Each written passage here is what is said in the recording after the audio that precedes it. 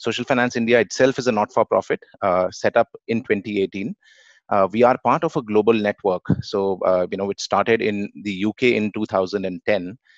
In fact, the first impact bond as an instrument was conceptualized by our partners in the UK. And since then, there have been chapters set up in 5, different parts. So, including the US, Netherlands, Israel, and then India.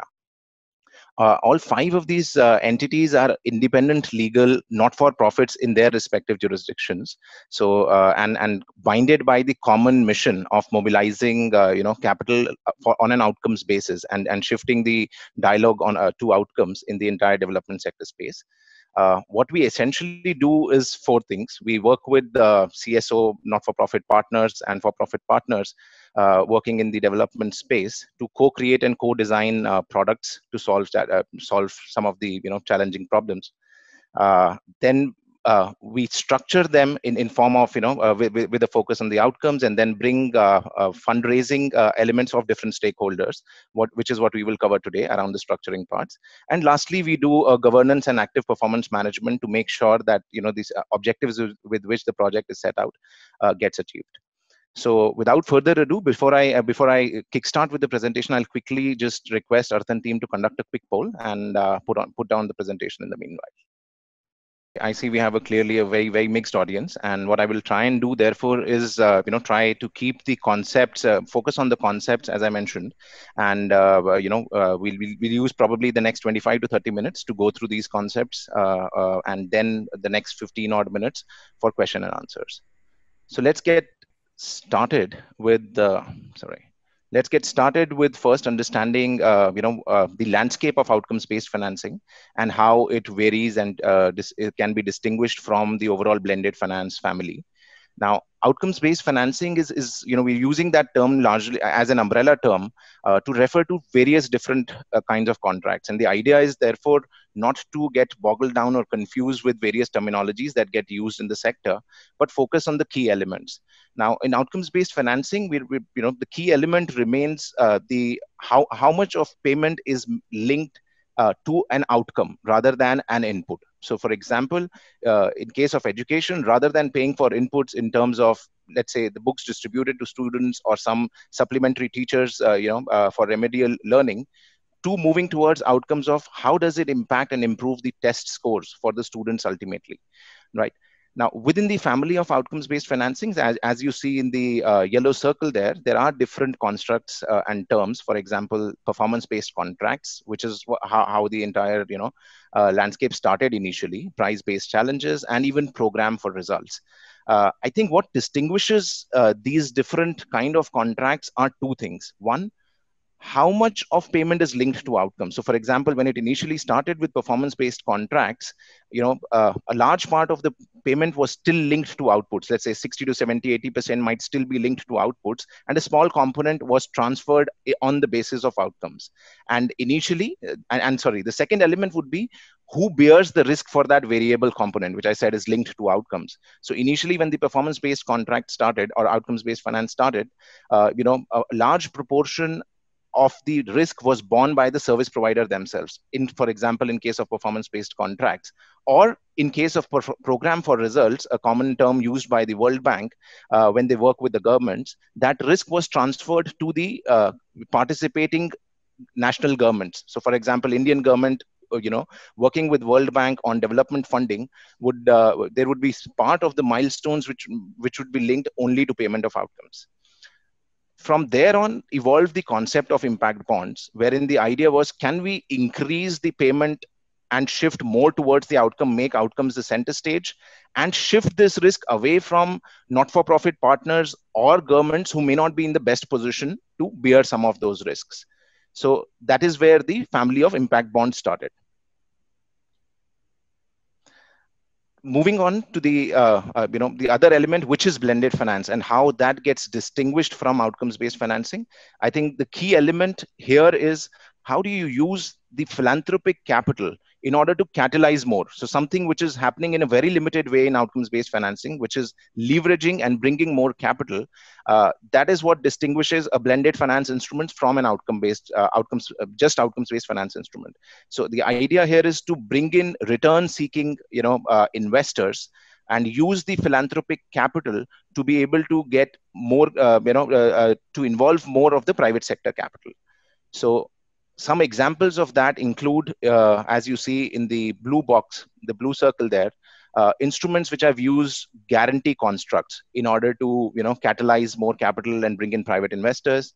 Then there are examples of low cost debt or equity. And even in case of government, there is examples of viability gap funding in the infrastructure space, where Government of India provides up to 20% of financing of projects in order to make the projects bankable and bring private sector capital in.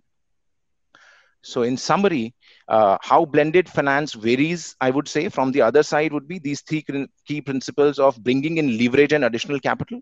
This additional capital is, of course, linked to positive financial returns. So the investors, who bring additional capital would require either concessional or market-based return anywhere around the spectrum.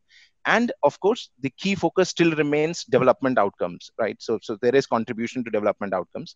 What we are going to focus more today on is impact bonds, the entire family, which lies at the intersection of these two. So as we will discuss some of the models in the following slides, you will see that there is some amount of risk transfer happening in particular constructs, while other constructs are able to even leverage and bring additional capital. So moving into the first section on outcomes-based financing and starting with impact bonds. I think I would begin by saying that impact bond as a term is a misnomer. That's how it got started, established in the UK, and picked up as a term. However, this is not to be confused with a financial instrument or a debt instrument in the traditional sense. Impact bond is essentially a partnership and a normal contract between different partners that we discussed. For example, the philanthropic or the government payers who want to shift the focus from paying on inputs to only paying on outcomes, to the service providers who continue to deliver the program on the ground and bring greater efficiency and adaptability to it, and the investors who are getting involved with the idea of making a financial return if the program meets its objectives. However, if it doesn't meet its objectives, they lose the capital. Globally, the impact bonds are known by different, in different geographies by different names. So, for example, in the US, they are commonly known as pay for success contracts. In Australia, they are known as social benefit bonds. However, the key elements kind of remain the same, which is what we largely discussed. This is, just gives you a landscape of how the market has evolved since the first bond was conceptualized way back in 2010. Would want to highlight there that this entire effort started with the UK government forming a task force and looking at piloting this kind of an instrument in delivery of social services. From there on, the next market to develop was US. Even today, most of the bonds have happened in these two markets, or pay for success contracts as they're called in US. The phenomena in India started with the Educate Girls bond, which some of you in the audience, I'm sure, would have heard of, which was first of its kind development impact bond. And we'll come to the difference between this terminology of a development impact bond in the following slides. As of today, if we were to see across the globe, about 194 such projects have been launched across 33 countries. A key difference I would want to highlight here is most of these are still social impact bonds. And to clarify that terminology, a social impact bond is a construct where final payment basis outcomes is made by a government. Whereas a development impact bond, while most of the other things remain the same, the final payment based on outcomes is made by a philanthropic foundation, in some cases partly by government, but largely by philanthropic foundations. So that's what distinguishes a development impact bond from a social impact bond. And in terms of the landscape, out of this 194 bonds, maybe close to 180 have been social impact bonds, because it's a phenomena where, in the US, UK, larger contracts have been issued by the government. Whereas in the developing countries like India, this phenomena has largely been led by efforts of philanthropic partners. And then the only bonds that have happened are, as of now, development impact bonds. Moving further, we'd want to also highlight here a couple of aspects around the suitability of impact bonds. Now, we don't want to say that impact bond as a mechanism can be used to solve all or can be seen as a panacea for all challenges in the development sector. It certainly is not. There are very specific use cases and scenarios under which the bond works well and should ideally be used there. And we should remain cognizant that a lot of projects, let's say for example, which are requiring input based mechanisms like development of infrastructure, maybe construction of the buildings itself for students, development of new text, or any of the efforts in disaster relief, for example right now in COVID, or maybe for some of the other disasters, would still not be suitable for this. So let's look at 2 or 3 elements that make a project suitable to be designed on an impact bond basis. So these would be, where they're most suited is for scaling up evidence-based programs. And what I mean by evidence-based programs is programs which have, on a robust evaluation criteria, demonstrated the possibility of creating impact and the outcomes that are desired in a certain social context. Second, we feel while the program has delivered in a specific context, as you scale this up, there is still need and requirement for the service providers to adapt and innovate their intervention. So I would want to pause here to say that if there is a model and a program very well tested, completely delivers the same results bang on again and again, maybe an impact bond is not the ideal situation over there, and it could still be funded using the traditional grant routes. However, wherever we feel there is more, as you scale up from a pilot and a demonstration to a more large scale construct, the NGO or the service provider would benefit from adaptability and innovation. That's another good use case for impact bonds. And coming from both of this, from the adaptability angle and the fact that there is some evidence, you can, using that evidence, transfer some of the performance risk to impact investors, and therefore make it more possible, not rely on only an NGO to bear the risk that we discussed on the previous slide. I'd also want to highlight here some of the key limitations of impact bonds, right, and which have been commonly cited. So there is certainly a high cost of structuring involved in an impact bond. However, I would want to highlight here that this cost of structuring is essentially again dependent upon the scale of the project. And secondly, as the market evolves, the cost of structuring with more standardization of the contracts and of the frameworks can certainly be brought down. No incremental capital in the development sector, which, as we saw on the previous slide, that's where we are distinguishing an impact bond or an outcomes-based financing methodology from blended finance instruments, where you are catalyzing more capital. And lastly, overall increase in the grant amount required is cited as a common, limitation, to which we would say that, while there is certain addition to the cost that a payer may pay in case of successful outcomes, we need to look at it in entirety. And probably if we were to benchmark and compare it with the traditional cases, look at both the average cost of delivery of a successful and an unsuccessful program. So comparing on that basis, the value of risk transfer generally justifies the return element and the improvement in outcomes. On this slide, we'll look at the mechanism in which this works and which are the different players involved in a typical impact bond, which has been most commonly used across the globe. So as we discussed, there are return-seeking impact investors who come into the picture, who are not there in a traditional grant construct. These investors provide funding to, again, not-for-profits, for-profit service providers working in the social sector. The service providers work towards delivering outcomes, and the outcomes becomes the key focus for the entire organization, as they work with the beneficiaries. These outcomes are then evaluated, and this is one of the robust, key requirements or key principles of an impact bond, which is the need for a robust evaluation and bringing in an outcomes evaluator very early into the design phase to define well what outcomes will be measured and what is the best way of measuring them against standard, against benchmarks that may be existing or need to be defined in certain cases. And with basis the outcomes evaluator, the reports and results generated from there, the outcome funder, who are traditionally the payers or donors in a grant contract, end up making the final payment. This payment, as you see, the green scenario shows where the program achieves the intended pre-agreed objectives. and they end up, therefore the funders pay the investors with a return. They also may pay the service providers an additional bonus. In this case, which is an incentive for the service provider to work towards the outcomes. However, if the outcomes are not achieved, and this is where it changes from a traditional grant program where the donor or the government would still end up spending the money, in this case, they do not pay or pay only partially the initial investment brought in by the investors. And as a result, the risk is borne by the investors.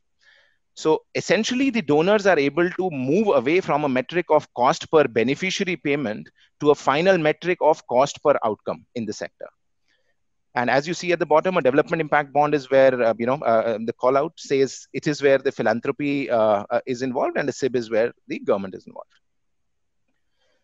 Another key, stakeholder is a project manager or an intermediary like social finance, which brings together each of these parties, co-creates, co-designs, and kind of, raises capital from the impact investors as well as the outcome funders, and then provides governance support. We'll quickly use the same structure and see what essentially is changing, or what happens for each of the stakeholders in the program that we discussed. So the impact investors, if as you see, are essentially betting on whether the service provider, so basis their due diligence out of the entire landscapes of CSOs and partners, where they feel this is where some evidence exists that this service provider would be able to deliver programs, and they provide capital upfront with the expectation of receiving a return if the outcomes are overachieved. For service provider, they get, compared to a normal scenario, a greater flexibility in delivery, because they're given more flexibility in order to ensure the outcomes are met rather than being a prescriptive input-based contract. They also get a longer program window, because the entire design element at least makes sure, rather than being the only annual short duration contracts, this is 3 to 4, 5-year contracts to deliver on the results, because you are ultimately focused not on what activities get done, but the outcomes get achieved. And there is also an incentive and a penalty component for the service providers, which helps bring efficiency.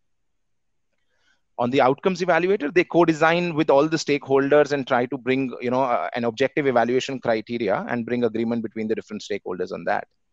And the outcome funders end up paying only in successful cases, and therefore bringing more effectiveness into the philanthropic capital. This slide just shows three projects which have been, from the landscape of India, 3 key impact bonds that have happened, and how the market has evolved across education and healthcare. Now, in this, as you see, I think there is a lot of, I would encourage all of you, in the interest of time, there is a lot of literature available, on these programs that can be read on the web. I will use this slide largely to talk about, highlight 2 or 3 critical elements. So one, as you see, the first impact bond, which started with Educate Girls in 2015, one of the common criticisms of the bond was that this was, the size of the bond was very small, which is $0.4 million, less than 3 to 4 crores. And the overall transaction cost in the system were much higher. Now, to that, the idea remains this was first of its pilot impact bond, and how it has helped pave the way for scalability to come in. And therefore, if you see that column of bond size, how the market has evolved from a smaller pilot of $0.4 million to a greater sizes of $9 million and $11 million subsequently.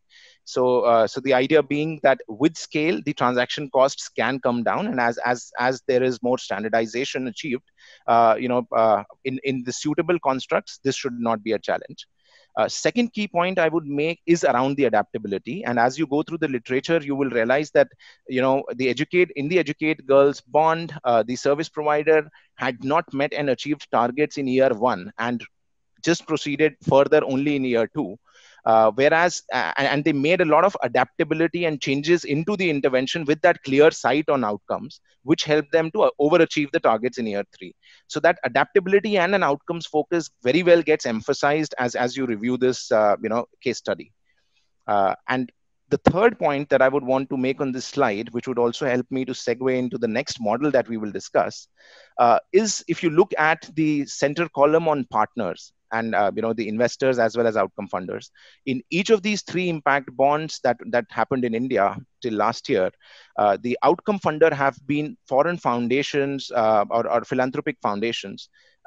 As we discussed, government has not been able to participate, but what is clear is also that the Indian CSR, who do spend a lot of money in the sector, has not been able to participate traditionally in these constructs. And that essentially happens because the overall model that we discussed is not fully aligned with the legislation of CSR, which requires CSRs to do annual spends, which annual spends with more certainty. Whereas in this case, if the CSR plays the role of an outcome funder, there is some level of uncertainty on outcome achievement and what they will end up spending. Secondly, the element of the risk interest payment back to the investors is something which doesn't fully align with the CSR landscape. Now, that is where we at Social Finance India, in order to open up this market for impact bonds for the CSRs in India, designed a new model. And I'll quickly take you through that model, second model, which we are calling as a performance guarantee construct. Now, in this performance guarantee construct, the key objective remains: we preserve the outcomes focus of impact bonds. So most of the principles that we discussed on the previous slides do remain in the bonds, but we just change the fund flows in order to make sure it is also compliant and aligns with the CSR. So while in a traditional impact bond, the risk investor plays two roles, which is bears the performance risk of the service provider or the NGO, and brings in additional funding. In this construct, we use the risk capital only as a guarantee for achievement of outcomes, but not for funding. So if just going through the flow, the CSR and the philanthropic partners here can come in with the upfront funding to the service provider. The service provider again delivers the programs which is pre-agreed, in order to achieve pre-agreed outcomes with the beneficiary set. The outcomes evaluator's role remains the same in terms of defining the robust evaluation criteria, which will be measured at the end. And that is where the key role of a performance guarantor comes in, which is if the targeted outcomes are achieved, then the performance guarantors do not pay anything. However, if the program does not achieve its intended objectives, then the performance guarantor makes good the shortfall in the expected cost of the program for the CSRs. So ultimately, the donors or the CSRs end up paying only for the value achieved in terms of the outcomes. I'll take a quick example. Before that, I'll quickly emphasize some of what has changed between the first model that we saw, which is the traditional impact bond, and this performance guarantee model. So in terms of the stakeholders involved, as you observe, there is no impact investor over here. So nobody is bringing upfront capital or money. The outcome funder or the CSR is funding the program from the beginning, which helps align with their annual spend requirements. And the guarantors bear the risk of the performance. So they are only playing one role, which is the performance, management of performance risk. How this structure benefits, it reduces the overall cost because you take away the return component, which is required by an investor by using the CSR money upfront. The overall contracting structure becomes more simpler and results in lower, design and structuring costs. The guarantors are generally deeply involved in the design because they are taking the risk on the performance of the the service provider. They are deeply involved in the overall governance as well as the design of the program. And this model tweaks the traditional impact bond model and allows CSRs to kind of use their money at scale and pay only on outcomes basis. I see there are some questions. If there are any questions, I'll encourage you all to type in the chat box, and my colleague Rishad can help answer them, some of them on the way, and the others we'll take towards the end. Very quickly, to summarize on taking an example of the performance guarantee model that we discussed. So we launched this project in Haryana and called the Haryana Early Literacy Outcomes DIB. It focuses on, as the name suggests, the early grade reading of students, Hindi reading of students. The program runs across 7 districts of the state of Haryana and covers over a 3-year period, almost 3,300 schools, almost all of the primary government schools in the state of Haryana. The overall bond size is around $2.3 million. And the outcome that is measured is students' ability and fluency to read grade level text by the end of grade 2. And this is generally compared with a control group of students who are not able to receive the intervention. So in terms of the players involved, IndusInd Bank and SBI Foundation have pioneered, as CSRs, this model and supported Language and Learning Foundation to implement the program. Educational Initiatives is the evaluator, and Central Square Foundation, which is a leading, a philanthropic and a policy advocacy foundation in the education space, is playing the role of a risk guarantor. So if the program meets its intended objectives, CSF does not end up paying anything, whereas the service provider will receive an incentive in form of a guaranteed additional program in the next leg. Whereas if they do not achieve, CSF will end up making good some of the money that CSR foundations have spent. And this could be done through way of supporting the next round of project that CSRs want to take up. We'll quickly move now into the blended finance segment. And as we discussed, in the opening slide, how this segment of blended finance varies from the earlier segment on pure outcomes-based financing is on those three key elements, which is the leverage part. So how, how we can use the philanthropic capital to bring in more return-seeking investor capital into the development sector. And associated return with it. So just to illustrate it, I'll take an example of a skilling intervention, which is what we are working towards designing. This is focused more on within the skilling landscape. There are interventions that are funded by the government. However, there are also the higher end skilling programs where the beneficiary segment is completely reliant on grants or scholarships from philanthropy, and there is no government funding. So we have taken an example of creating a loss guarantee program, to demonstrate the potential of raising more capital by leveraging philanthropic stroke CSR spends. So for instance, as you see in a traditional construct, given the limited amount of CSR stroke development sector funding available, let's say a foundation wants to support, low income youth and is able to support one low income youth to take such a course, which are generally high, longer duration and high cost courses. So maybe 6 months to 2 years and costing about 75,000 to a lakh of rupees, traditionally not funded by the government. Now, while in the traditional construct, this grant can be used only to support one student, by using a blended finance framework, we can multiply this coverage to move from 1x to 5x. And how this happens, and the key element here is you use philanthropic money not to pay for the cost of the course, as in the usual scenario, but to pay only for the defaults that happen if a student does not pay back the loan at the end.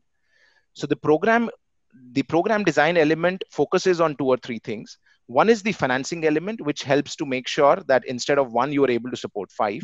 But second is strengthening the entire ecosystem of selection of training partners, the courses, and the demand linkages to make sure that the students who enroll and participate in this program are able to receive jobs to be able to repay that money back.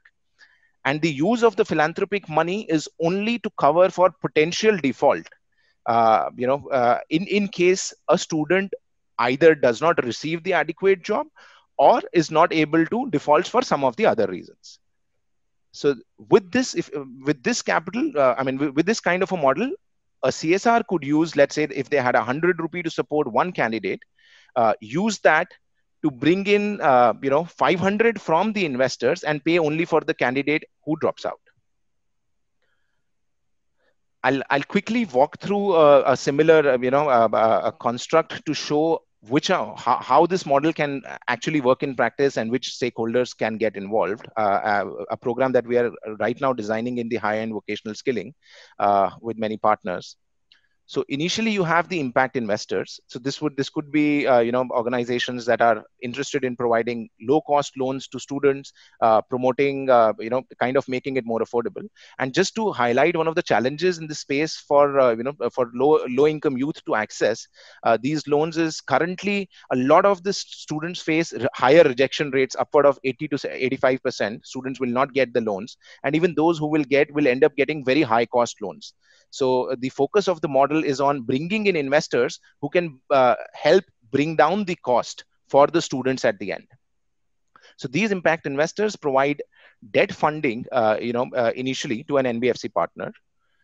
The NBFC platform is utilized in order to in order to cover for the training costs of the students, and the loans are disbursed directly to the training partners.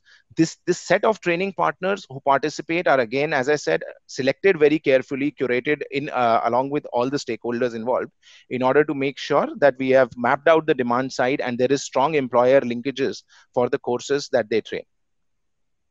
The training partners delivers training to low income youth students. The skilled youth, once they graduate and gain employment, then start repaying the loans from their earnings. And the idea is to create, as I mentioned earlier, make it more affordable for the students. So if in a traditional construct they are getting loans at, let's say, upwards of 20%, this model helps it bring down by leveraging blended finance capital to a cost of 12 to 13% or lower for the skilled youth. And the associated delta through the training programs provides enough capital for the youth to be able to repay from their earnings. And where does the traditional grantor or the philanthropy fit in over here? They come in only towards the end in order to make good any losses, and that too on the principle of the amount that the student may have to pay in case they are not able to be successfully placed in the program for some reasons. So in this model, you could, similar constructs can help bring in additional leverage and capital, which is one of the potential limitations of the impact bond model. Using the NBFC's money paid by students as well as the FLDG pool, the funds can be repaid back to the impact investors. I think I'll use this last slide to, this is another example of an impact bond or rather a blended finance instrument in the healthcare space, which has happened recently in Sweden. And the key point or key distinction I'll highlight over here is that you're able to bring a government to drive behavior change in order to improve better outcomes. And the focus is on directly working with a set of beneficiaries. So directly government works with consumers who are traditionally excluded from the general healthcare coverage. So focusing on the left hand side green box, this program is essentially focused on preventive healthcare. It works towards reducing the type 2 diabetes for patients who are highly prone and at high risk for this, through preventive activities and measures such as physical activity, diet, sleep, stress management. As you see, there is a plethora of services that can be provided to tackle this. And the idea of this bond is to bring in a platform, a kind of a digital platform through which the consumers have a choice, and they are provided money in a wallet to buy different products, which are basis their designed basis, working with a health coach. So this is more customized to each individual's needs. And this bond tries to work with 925 people who are at high risk category and generally are excluded from the insurance programs.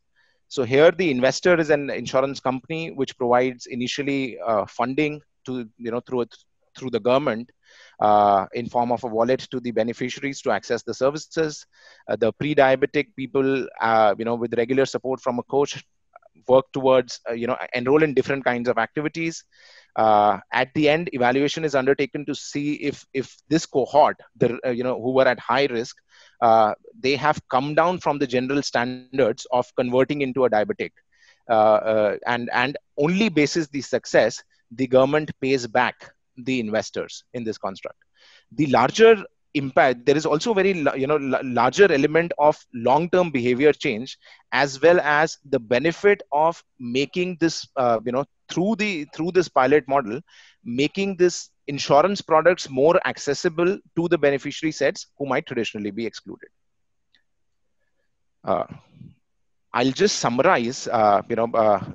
We've looked at 3 or 4 models. I'll try and summarize some of the key elements of this, and just the key point being that these different structures that we looked at today, they ideally must fit the final purpose, and therefore the core objectives which do remain in any outcomes based financing strategies are common, which is you bring a higher and a clear focus on the outcomes for the service delivery partner. You bring clear objective criteria for measuring and evaluating these programs. And in order for this model to scale up, there is clear need for this evaluation criteria, etc., to get standardized over a period of time, so that people are measuring programs, which are comparable. You focus on programs which have already some evidence and have good potential for a scale up, and can be sustained through high level partnerships with various government agencies. And the core element of providing greater flexibility to the service provider, unlike in a traditional construct which is maybe linked to more of inputs and more prescriptive. Alongside these core objectives, there are the different structuring options, and that is what probably distinguishes the 4 models that we saw, which is what is the amount or the proportion of risk of results that gets transferred to different stakeholders. So maybe a government bearing in a World Bank funded program versus a performance based contract, and the private investors bearing the risk in an impact bond. And the second structuring option of how much of impact capital are you able to leverage.